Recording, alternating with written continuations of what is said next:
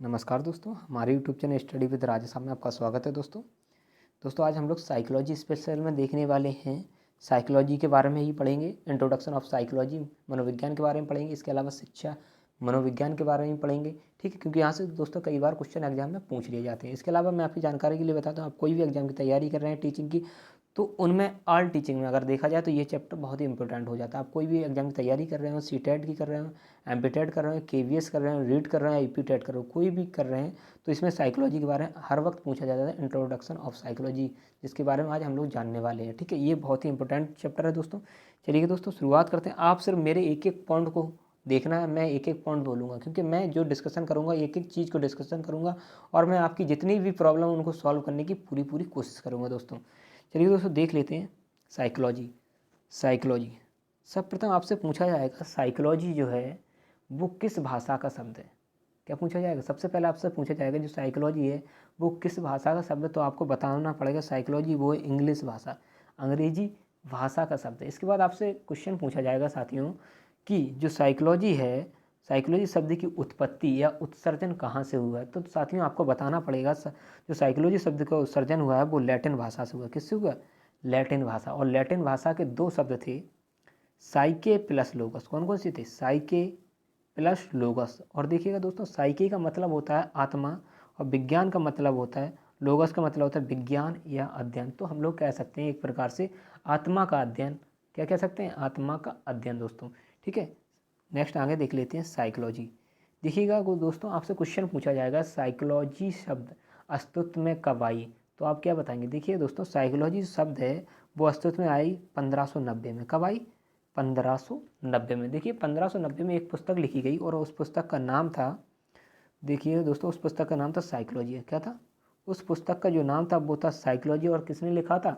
Rudolf गायकलो ने, ठीक है। आपको गोयकल भी मिलेगा कहीं पर, ठीक है, उसकी दिक्कत नहीं है। रुडोल्फ गायकालो ने किसने लिखा था? सर्वप्रथम 1590 ईस्वी में एक पुस्तक जारी हुई थी, प्रकाशित हुई थी 1590। कौन सी? साइकोलॉजिया। किसने लिखी थी? रुडोल्फ गायकलो। ये पुस्तक कई बार एग्जाम में पूछी जा चुकी है। नेक्स्ट आगे देख लेते हैं दोस्तों, साइकोलॉजी को हिंदी में क्या कहते हैं? साइकोलॉजी का अगर हिंदी की बात करें तो हिंदी में कहते हैं मनोविज्ञान। क्या कहती है? मनोविज्ञान। और मनोविज्ञान का अर्थ क्या होता है? मन का विज्ञान दोस्तों। क्यों कहते हैं मन का विज्ञान? देखिएगा दोस्तों, मैं आपको एक कहानी बताता हूँ। कोई बालक है, ठीक है, ये बालक है, ये क्या है? ये बालक है और ये रोड पर जा रहा है। रोड पर जा रहा है तो इसने रोड पर क्या देखा? बहुत सा बड़ा क्या डाला? पत्थर पड़ा हुआ है। क्या पड़ा है? पत्थर पड़ा हुआ है दोस्तों। तो निकलने के लिए रास्ता नहीं है, तो फिर ये क्या करता है? अपने दोस्त को आवाज़ देता है। क्या करता है? ये अपने दोस्त को आवाज़ देता है और दोनों दोस्त मिलकर इस पत्थर को उठाकर कहाँ फेंकते हैं? दूसरी जगह फेंक देते हैं, रोड के किनारे पर फेंक देते हैं, ठीक है। जब उन्होंने रोड के किनारे में फेंका तो वहाँ पर बहुत सारे पत्थर पड़े थे। क्या पड़े थे? बहुत सारे पत्थर। जब उन्होंने इस पत्थर को उठा के इस साइड फेंका तो क्या हुआ? पत्थर पत्थर में टकराया तो पत्थर में क्या हुआ? घर्षण हुआ। क्या हुआ? जो पत्थर था वो पत्थर में टकराया, क्या हुआ? वो घर्षण उत्पन्न हुआ पत्थर में, ठीक है दोस्तों। जब घर्षण उत्पन्न हुआ तो घर्षण से क्या हुई? जब घर्षण उसमें उत्पन्न हुआ, देखिए जब यहाँ पत्थर, एक मिनट दोस्तों, जब यहाँ पत्थर था तो पत्थर से टकराया तो क्या हुआ? उनमें घर्षण उत्पन्न हुआ। तो घर्षण करने के कारण उनमें क्या लग गई? आग लग गई। जब वहाँ आग लग गई तो उसके क्या विचार आया? विचार कहाँ पर आता है? विचार कोई भी आता है वो सबसे सर्वप्रथम हमारे मन में आता है। जब वो आग लगी तो आग के जब उसने पत्थर जहाँ साइड में डाला तो वहाँ पर क्या था? वहाँ घास भी थी, झाड़ियाँ भी थी, खरगोश भी थे, ठीक है। तो क्या हुआ? जब आग लगी तो वहाँ पर घास जल गई। क्या हुआ? घास जल गई, झाड़ियाँ थी, झाड़ियाँ जल गई, खरगोश थे, कुछ खरगोश जल गए। तो उन्होंने फिर देखा, उनके मन में फिर उन्होंने फिर देखा कि जो घास थी वो कैसे हो गई? वो राख बन गई। झाड़ियाँ थी वो क्या हुई? कोयला बन गई। और जो खरगोश थे वो क्या? वो जल गए। तो उनके मन में फिर विचार आया कि ये राख हो गई है, ये कोयला बन गया, ये पका हुआ भोजन बन गया है। तो विचार आया, तो विचार कहाँ आया? उनके मन में तो यह है। तो दोस्तों मनोविज्ञान का अर्थ होता है, इसी प्रकार हम लोग कह सकते हैं कि मनोविज्ञान का अर्थ होता है किसी भी विषय वस्तु को देखने के बाद, कोई सी भी विषय वस्तु है उसको देखने के बाद मन में उत्पन्न होने वाले विचारों का व्यवस्थित एवं क्रमबद्ध अध्ययन करना मनोविज्ञान कहलाता है। क्या कहलाता है? मनोविज्ञान कहलाता है दोस्तों। आगे देख लेते हैं साइकोलॉजी। क्या देखेंगे? साइकोलॉजी। दोस्तों आपसे क्वेश्चन पूछा जाएगा साइकोलॉजी जो है वो क्या है। क्या पूछा जाएगा? आपसे पूछा जाएगा साइकोलॉजी जो है वो क्या है, तो आपको बताना है साइकोलॉजी एक सब्जेक्ट है। क्या है? एक सब्जेक्ट है। तो आपसे पूछा जाएगा सब्जेक्ट और ये कहाँ से आया, तो आपको बताना पड़ेगा साइकोलॉजी ये दर्शन शास्त्र से उत्पत्ति हुई। कहाँ से हुई इसकी उत्पत्ति? दर्शन शास्त्र हुई है। देखिए दोस्तों क्या होता है, जिस प्रकार से जिस तरीके से देखा जाए हम संतान हैं किसकी? माता पिता, दादा दादी, नाना नानी। तो इसी तरह साइकोलॉजी जो है वो भी दर्शन शास्त्र से निकली है, ठीक है। और इसके अलावा अगर देखा जाए तो साइकोलॉजी जो दर्शन शास्त्र से निकली है, जितनी भी सब्जेक्ट निकली हैं, अगर जितनी भी सब्जेक्ट है, अगर विज्ञान की जननी या देवी माँ किसे कहा जाता तो दोस्तों देखा जाए तो दर्शन शास्त्र को कहा जाता है। क्योंकि क्या है, दर्शन शास्त्र जितनी भी सब्जेक्ट की उत्पत्ति हुई सारी उत्पत्ति किससे हुई? दर्शन शास्त्र से हुई है दोस्तों। जिस प्रकार हम लोग हमारी जो हम लोग संतानें होती हैं किसकी होती हैं? हम लोग माता पिता, दादा दादी, नाना नानी। उसी प्रकार से जितने भी सब्जेक्ट हैं सारी दर्शन शास्त्र से निकले हैं दोस्तों, ठीक है। तो अगर क्वेश्चन बनता है कि विज्ञान की जननी या देवी या माँ किसे कहा जाता है, तो किसे कहा जाता है? दर्शन शास्त्र को कहा जाता है। किसे कहा जाता है? दर्शन शास्त्र को कहा जाता है। अब देखिए दोस्तों, देख लेते हैं आगे। आपसे क्वेश्चन पूछा जाएगा पहले दार्शनिक, सर्वप्रथम पहले दार्शनिक कौन थे? तो सर्वप्रथम जो दार्शनिक थे वो थे सुकरात। कौन थे दोस्तों? वो सुकरात थे सर्वप्रथम दार्शनिक। और सुकरात के बाद थे प्लेटो, प्लेटो के बाद थे अरस्तु। कौन थे? अरस्तु।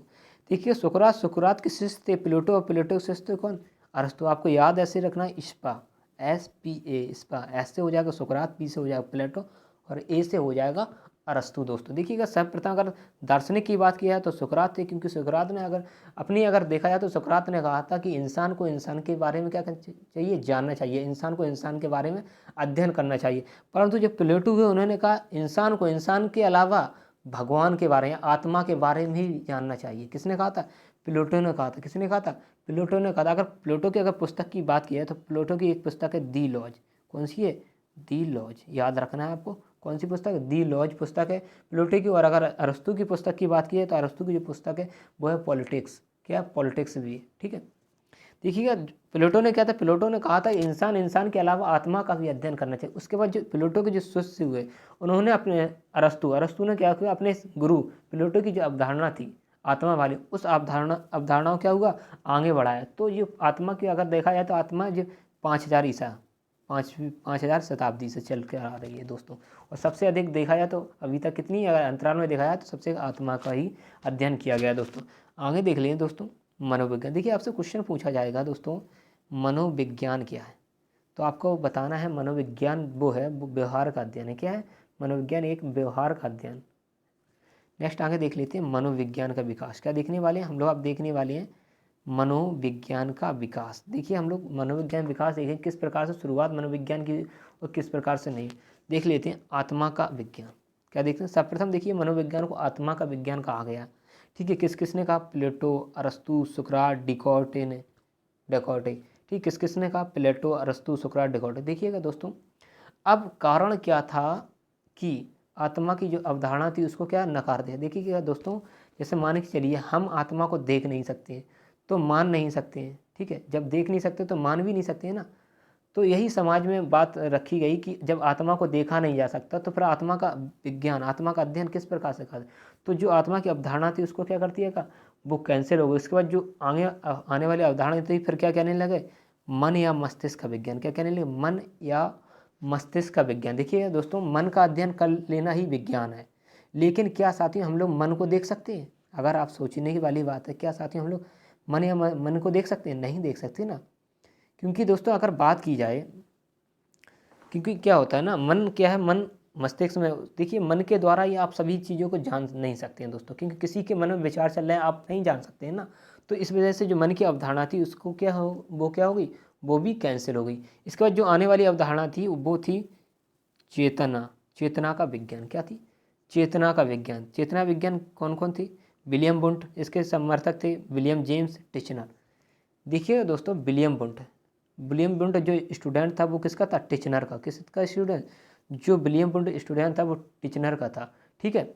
अगर देखा जाए, देखिए दोस्तों क्या होता है, क्या हम किसी के चेतन भाग का अध्ययन करके सबको जान सकते हैं? अगर किसी के चेतन, देखिएगा क्या है, एक जैसे कि और देखिएगा क्या होता है ना, हम लोग चेतन का अगर भाग की बात करें तो चेतन को हम लोग 10% तक ही देख सकते हैं। क्या देख सकते हैं? 10% तक देख सकते हैं। और अचेतन मन को 90%, जब अचेतन मन को 90% नहीं देख सकते हैं तो इस वजह से इसकी जो अवधारणा थी चेतन विज्ञान की, वो क्या हुआ? वो भी कैंसिल हो गई। और इसके बाद जो आने वाली अवधारणा थी वो थी व्यवहार का विज्ञान। क्या थी? व्यवहार का विज्ञान। और इसके जो समर्थक थे वो थे वाटसन, स्किनर, गुड बुड वुडवर्थ, ये गुड नहीं है दोस्तों, वुडवर्थ थे, ठीक है, और भी हैं, पर ये महत्वपूर्ण है दोस्तों। देखिए दोस्तों क्या होता है ना, व्यवहार का विज्ञान, देखिएगा मान के चलिएगा, क्योंकि व्यवहार के अध्ययन के बाद आप यह पता लगा सकते हैं किसी के मन में क्या विचार चल रहे हैं, ठीक है। अगर आप किसी के साथ रहते हैं या समय बिताते हैं तो आप उसके व्यवहार को देखकर बता सकते हैं उसके मन में क्या चल रहा है दोस्तों। तो जो वर्तमान अवधारणा चल रही है वो अभी तक कंटिन्यू चल रही है, वो क्या चल रही है, व्यवहार का विज्ञान दोस्तों। क्या चल रही है, व्यवहार का। देखिए आत्मा का विज्ञान से स्टार्ट हुई, आत्मा विज्ञान की 1500-16वीं शताब्दी चली, ठीक है। उसके बाद जब मन मस्तिष्क चली वो 16वीं-17वीं शताब्दी, उसका चेतना की जो चली वो 18वीं शताब्दी, और उसके बाद जो चल रही है वो लगातार कंटिन्यू चल रही है व्यवहार का विज्ञान। और 21वीं सदी में अभी हम लोग जो 21वीं सदी में उसमें भी क्या चल रहा है, व्यवहार का विज्ञान दोस्तों। ठीक दोस्तों, आगे देखते हैं। एक वुडवर्थ ने परिभाषा दी है, वुडवर्थ ने कहा है सर्वप्रथम मनोविज्ञान ने अपनी आत्मा का त्याग किया, उसके बाद मन का भी त्याग किया, और उसके बाद चेतना को भी छोड़ दिया, और अब व्यवहार का विज्ञान है। किसने कहा, वुडवर्थ ने कहा। ये परिभाषा कई बार पूछी जा चुकी है। सर्वप्रथम मनोविज्ञान ने अपनी आत्मा का त्याग किया, उसके बाद मन का भी त्याग किया, और उसके बाद चेतना को भी छोड़ दिया, और अब व्यवहार का विज्ञान है दोस्तों। अब दोस्तों आगे देख लेते हैं विलियम वुंड, ठीक है। किसके बारे में देख लेते हैं, विलियम वुंड के बारे में देख लेते हैं दोस्तों। देखिए विलियम वुंड ने मनोविज्ञान की प्रथम प्रयोगशाला की स्थापना 1879 ईस्वी जर्मनी के लिपजिंग शहर में की। कहाँ पर की, जर्मनी के लिपजिंग शहर में एक कॉल मार्क्स एक विद्यालय था उसमें की थी। कहाँ थी कॉल मार्क्स एक विद्यालय। कौन सा विद्यालय था, कॉल मार्क्स। और अगर विद्यालय की बात की है, कौन सा नाम है, तो कॉर्नविल्स कर दिया गया। क्या कर दिया, कॉर्नविल्स। क्या नाम हो गया वर्तमान में, कॉर्नविल्स। किसने स्थापना की थी, विलियम वुंड ने दोस्तों। नेक्स्ट आगे देखते हैं, मनोविज्ञान को दर्शन शास्त्र से अलग करने का श्रेय विलियम वुंड को जाता है। किसको जाता है, विलियम वुंड को जाता है। इसके अलावा आपको क्वेश्चन पूछा है प्रयोगात्मक जो थे जनक, प्रयोगात्मक विज्ञान के जनक किसे कहा जाता, तो विलियम वुंड को कहा जाता, क्योंकि उन्होंने प्रथम प्रयोगशाला की क्या की थी, स्थापना की थी 1879 में। नेक्स्ट आगे देख लेते हैं दोस्तों, मनोविज्ञान के लक्ष्य। देखिए मनोविज्ञान के लक्ष्य देखिएगा दोस्तों, हम लोग देखने वाले हैं गोल्स ऑफ साइकोलॉजी। जो मनोविज्ञान के लक्ष्य हैं वो कौन कौन से हैं, पहला है मापन। क्या है, मापन। देखिए दोस्तों मापन क्या होता है, जैसे मान के चलिएगा हमें अपने कपड़े सिलाना है तो हम लोग कहाँ जाते हैं, अपने दर्जी के पास जाते हैं। कहाँ जाते हैं, दर्जी के पास जाते हैं। तो क्या दर्जी बगैर माप के, बगैर इंची मीटर के क्या हमारे कपड़े बना सकता है, नहीं बना सकता ना दोस्तों, ठीक है। अगर मान के चलिए मैं पहली बार उसको नाप दे आया, उसका मैं अगर फ़ोन पर भी कह दूंगा ना कि मेरा वजन पहले 90 किलो था, अब कितना हो गया, 95 हो गया दोस्तों, तो क्या वो पूर्वानुमान के तहत कपड़े तो बना तो देगा, पूर्वानुमान लगा कर कि इतना, क्योंकि उसके बाद पहले का नाप था दोस्तों, ठीक है। अब देखिए इसी प्रकार क्या होता है, जैसे मान के चलिएगा कोई अध्यापक है तो सर्वप्रथम क्या होगा, बच्चों के बारे में जानेगा, बच्चे कैसे हैं क्या नहीं है, बच्चे के व्यवहार के बारे में। तो सर्वप्रथम क्या कर, बच्चे का मापन करके, मापन का मतलब इंची टेपर से नहीं है दोस्तों, यहाँ उसका मतलब है टीचर जो है उसको सबसे पहले बच्चों के बारे में क्या है, जानना है, ठीक है। क्या जानना है, उसके बारे में जानना है, बच्चों के बारे में, बच्चों के बैकग्राउंड से, किस बैकग्राउंड से बच्चे आते हैं, और जिनका लेवल अच्छा नहीं है तो आप क्या करेंगे, इसके बारे में क्या जाए, सर्वप्रथम क्या जाए, मापना। टीचर के लिए क्या होता है, सबसे प्रथम मापना होता है। उसके बाद नियंत्रण होता है। क्या नियंत्रण क्या होता है, इस प्रकार जब आप किसी भी बच्चे के बारे में जान लेंगे, माप लेंगे, ठीक है, एक तरह से जानना होता है मापन करता, अगर देखा जाए टीचर के भी। तो क्या है, क्लास में कई तरह के बच्चे होते हैं, तो आपको पता होगा कौन बच्चा किस प्रकार से है, तो आप लोगों को पता चलेगा कौन से कहाँ से गुण हैं, किस बच्चे में आए हैं। क्योंकि कोई भी बच्चा क्या होता है, कोई उद्दंड है, उदम मचा रहा, कोई आपके सवालों का जवाब नहीं दे रहा है, तो आप पहले मापन कर चुके, तो आपको नियंत्रण करने में क्या सुविधा होगी उन लोगों को, क्लास में बच्चों को। और इसका पूर्वानुमान, जब आपको क्या है, जब किसी चीज़ का पूर्वानुमान हो जाएगा तो फिर क्या है ना होता है ना दोस्तों, जब किसी का आप मापन कर चुके हैं तो क्या है, आप पहले से ही किसी के बारे में क्या कर सकते हैं, अनुमान लगा सकते हैं, किसी के बारे में भविष्यवाणी कर सकते हैं दोस्तों। तो मनोविज्ञान के जो लक्ष्य होते हैं वो 3 लक्ष्य होते हैं, मापन, नियंत्रण और पूर्वानुमान। कौन कौन से होते हैं, मापन, नियंत्रण और पूर्वानुमान होते हैं दोस्तों। नेक्स्ट दोस्तों आगे बढ़ते हैं और आप देखते हैं मनोविज्ञान के कार्य और क्षेत्र। क्या देखने वाले हैं हम लोग, मनोविज्ञान के कार्य और क्षेत्र देखने वाले हैं दोस्तों। साथियों देखिएगा दोस्तों, शिक्षा मनोविज्ञान, क्या देखने वाले, शिक्षा मनोविज्ञान। देखिए दोस्तों जैसे कि साथियों अलग अलग क्षेत्र की बात करें तो अलग अलग क्षेत्र में क्या होता है, अलग अलग क्या होता है, शिक्षाएं होती हैं, हर क्षेत्र की अलग अलग शिक्षाएं होती हैं। तो हम लोग क्या देखने वाले, शिक्षा मनोविज्ञान। क्या देखने वाले, शिक्षा मनोविज्ञान देखने वाले हैं दोस्तों। देखिए दोस्तों, शिक्षा शीर्षक पुस्तक की अगर रचना की बात की जाए तो स्वामी विवेकानंद ने की थी। किसने की थी, स्वामी विवेकानंद। देखिएगा दोस्तों, जैसे मान के चलिएगा शिक्षा का जैसे कि अगर मान के चलिएगा आपको, अगर जैसे मान के चलिएगा आपको मेडिकल लाइन में जाना है, किस में जाना है, मेडिकल लाइन में जाना है, तो आप किसकी वो तैयारी करेंगे, क्लिनिकल की करेंगे ना दोस्तों। अगर एमबीए में जाना है तो इंडस्ट्रियल साइकोलॉजी की तैयारी करेंगे, आपको लॉ में जाना है तो आप क्रिमिनल साइकोलॉजी की तैयारी करें। तो उसी प्रकार के आपको मनोविज्ञान में के विषय में जानना है तो किसकी तैयारी किसकी जानेंगे, शिक्षा मनोविज्ञान, एजुकेशन साइकोलॉजी के दोस्तों। ठीक है, नेक्स्ट देख लेते हैं इसमें आगे शिक्षा मनोविज्ञान दोस्तों। शिक्षा का अर्थ देखिए दोस्तों, शिक्षा का अर्थ होता है, देखिए मेन बात क्या है, शिक्षा का जो अर्थ होता है वो होता है सर्वप्रथम जो शिक्षा स्टार्ट होती है शिक्षा का अगर अर्थ की बात करें, शिक्षा का अर्थ होता है ज्ञान या जानकारी। क्या होता है, ज्ञान या जानकारी को ही शिक्षा कहते हैं। ठीक, तो शिक्षा के बाद क्या होता है, शिक्षण होता है। अब देखिए दोस्तों, जिस तरीके से हम लोग शिक्षा ग्रहण करते हैं, जिस तरीके से हम लोग ज्ञान या जानकारी ग्रहण करते हैं, उसको क्या कहते हैं, उसको ही शिक्षण कहते हैं दोस्तों। क्या कहते हैं, शिक्षण कहते हैं दोस्तों। और शिक्षण किस तरीके से, शिक्षण से क्या होगा, अगर हम लोग शिक्षण जिस तरीके से ज्ञान प्राप्त करेंगे तो हमारे अंदर क्या होगा, अधिगम होगा। तो अधिगम का मतलब क्या होता है, सीखना, और सीखना का अर्थ क्या होता है, व्यवहार में परिवर्तन। क्या होता है, व्यवहार में परिवर्तन है दोस्तों। अगर दोस्तों प्रशिक्षण की बात करें तो प्रशिक्षण क्या होता है दोस्तों, सर्वप्रथम शिक्षा से शिक्षण होता है, और शिक्षण से क्या होता है, प्रशिक्षण आता है। प्रशिक्षण होता है किसी दक्ष व्यक्ति के निर्देशन में बार बार दोहराने की प्रक्रिया को क्या कहते हैं, प्रशिक्षण कहते हैं। देखिए दोबारा सुनिएगा दोस्तों, किसी दक्ष व्यक्ति के निर्देशन में बार बार दोहराने की प्रक्रिया प्रशिक्षण कहलाती है। क्या कहलाती है, प्रशिक्षण कहलाती है दोस्तों। अनुदेशन क्या होता है दोस्तों, देखिए अनुदेशन वह होता है शिक्षक की अनुपस्थिति में बालक बालिकाओं के द्वारा स्वयं गति से अपनी विषय वस्तु जो होती है ना, सीखने की प्रक्रिया अनुदेशन में आती है। अनुदेशन शब्द की अगर बात की जाए तो अनुदेशन जो शब्द की जो है वो धातु से बनी हुई है, किससे, अनुदेश धातु से बनी हुई है, किससे, अनुदेश धातु से बनी है, अनुदेशन बना हुआ, और जिसका शाब्दिक अर्थ होता है आज्ञा देना। और आज्ञा देना मतलब शिक्षक की अनुपस्थिति में मशीन से भी आज्ञा दे सकते हैं हम लोग, तो उसी को क्या कहते हैं, अनुदेशन कहते हैं दोस्तों। आगे देख लेते हैं दोस्तों एजुकेशन के बारे में। एजुकेशन देखते हैं। देखिए दोस्तों, आपसे पूछा जाएगा एजुकेशन कौन सी भाषा का शब्द, तो आपको बताना है एजुकेशन वो है, वो अंग्रेजी भाषा का, इंग्लिश लैंग्वेज, कौन सी भाषा का, इंग्लिश लैंग्वेज का क्या शब्द है दोस्तों। ठीक है, अब आपसे पूछा जाए एजुकेशन शब्द की उत्पत्ति। एजुकेशन जो शब्द की उत्पत्ति वो हुई है लैटिन भाषा, किससे हुई है, लैटिन भाषा से, किससे हुई है, लैटिन भाषा से हुई दोस्तों।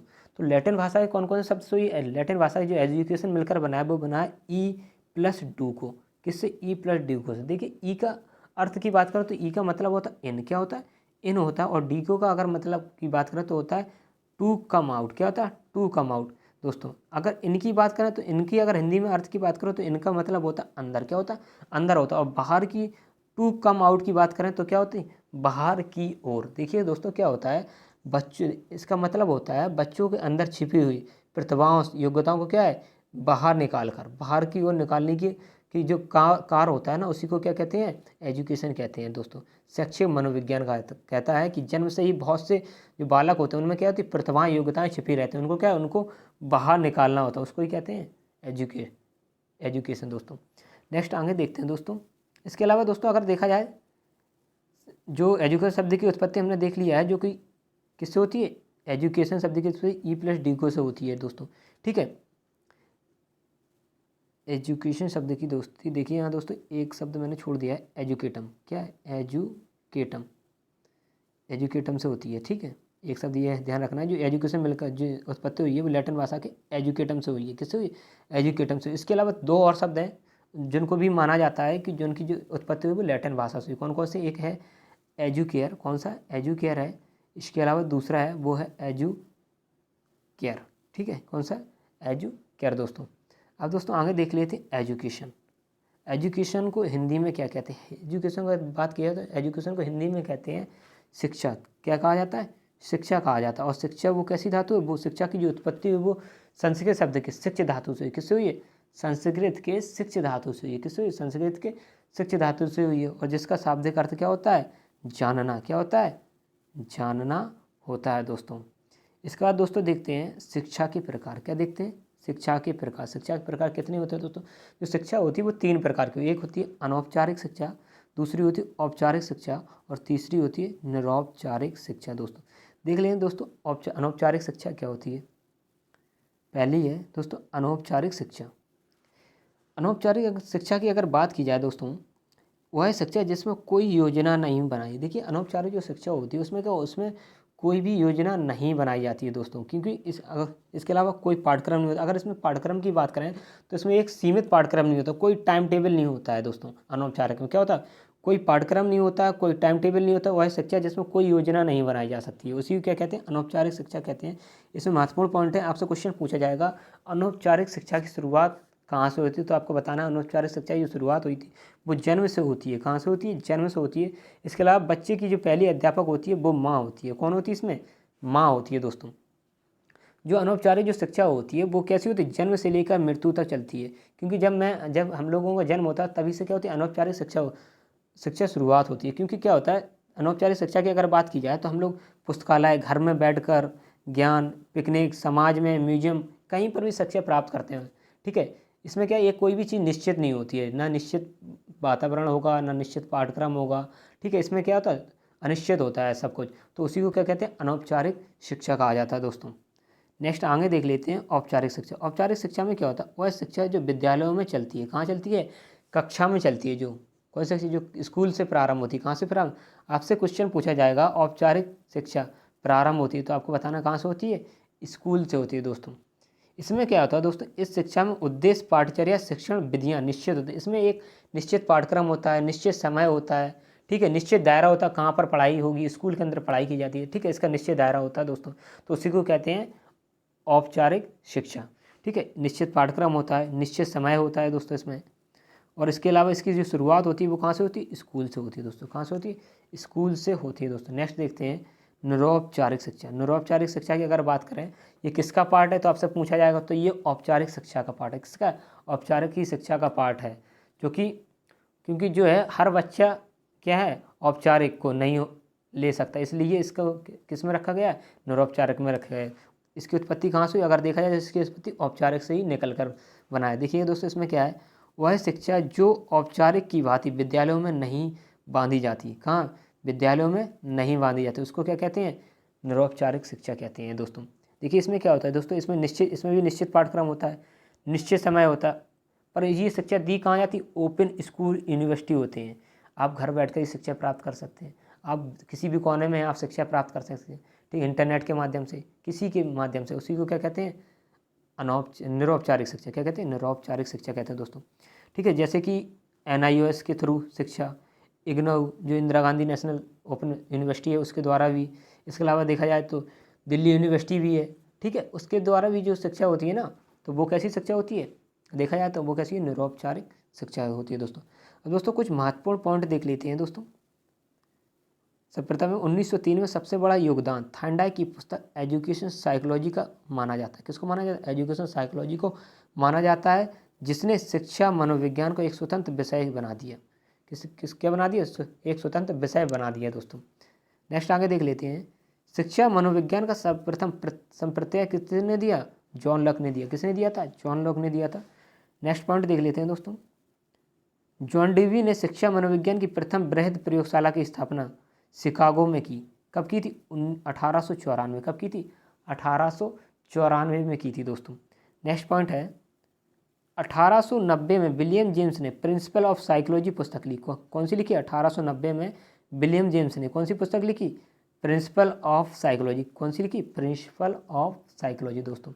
नेक्स्ट आगे देख लेते हैं, 1899 में विलियम जेम्स ने टीचर्स टू टॉल्क, कौन सी पुस्तक, टीचर्स टू टॉल्क नामक पुस्तक की क्या की, रचना की दोस्तों। नेक्स्ट देख लेते हैं इसमें पॉइंट, व्यवहारवाद के जनक। अगर व्यवहारवाद की जनक की बात की जाए तो किससे कहा जाता है, वाटसन को कहा जाता है। किससे कहा जाता है दोस्तों, वाटसन को कहा जाता है दोस्तों। नेक्स्ट है, मनोविश्लेषणवाद के जनक सिगमंड फ्रायड को कहा जाता है। किसे कहा जाता है, मनोविश्लेषणवाद की जनक की बात की जाए तो सिगमंड फ्रायड को कहा जाता है दोस्तों।